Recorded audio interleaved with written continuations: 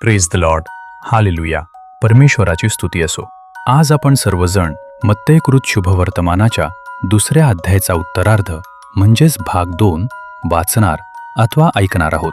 मिसर देशात जाणे आणि बेथेलहेमातील मुलांचा वध. मग ते गेल्यावर पहा, प्रभूचा दूत योसेफाला स्वप्नात दिसला.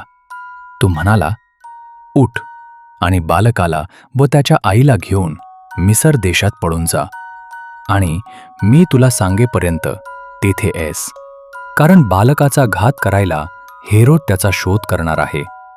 तेव्हा तो उठून रात्री बालकाला व त्याच्या आईला घेऊन मिसर देशाला निघून गेला आणि हेरोदाच्या मरणापर्यंत तो तेथे राहिला. प्रभूने भविष्यवाद्याच्या द्वारे जे सांगितले होते की मी आपल्या मुलाला मिसर देशातून बोलावले आहे, ते पूर्ण व्हावे म्हणून असे झाले.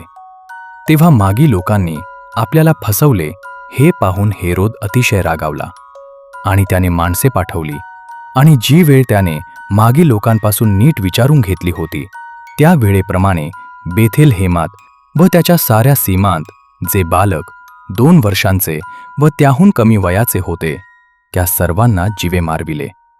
यिर्मया भविष्यवाद्याच्या द्वारे जे सांगितले होते ते तेव्हा परिपूर्ण झाले.